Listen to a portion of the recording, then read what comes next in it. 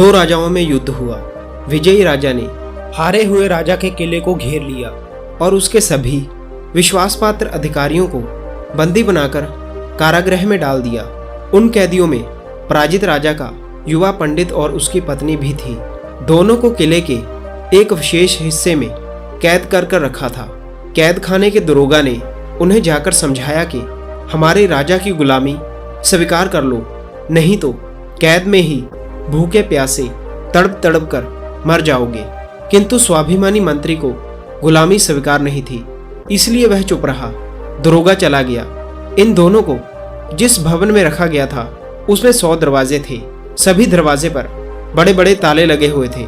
मंत्री की पत्नी का स्वास्थ्य लगातार गिर रहा था और वह बहुत घबरा गई थी, किंतु मंत्री शांत था। उसने पत्नी को दिलासा देते हुए कहा, निराश मत हो, गहरे अंधेरे में भी रोशनी की एक किरण अवश्य होती है। ऐसा कहकर वह एक एक दरवाजे को धकेलने लगा। दरवाजा नहीं खुला। लगभग 20 से 50 दरवाजे देखे, किंतु कोई भी दरवाजा नहीं खुला। मंत्री थक गया और उसकी पत्नी की निराशा बढ़ती गई। वह बोली, तुम्हारा दिमाग तो ठीक है, इतने बड़े बड़े ताले लगे हैं, भला तुम्हारे धक्के से वह दरवाजे कैसे खुलेंगे। किंतु मंत्री हताश नहीं हुआ और वह इसी लगन से सभी दरवाजों को धकेलता रहा। उसने 99 दरवाजे धकेले, किंतु एक भी नहीं खुला। पत्नी ने चिढ़कर उसे बैठा दिया, किंतु थोड़ी देर बाद वह पुनः खड़ा हुआ और 100वें दरवाजे को धक्का दिया। धक्का देते ही उसकी चूलों में से आवाज आई।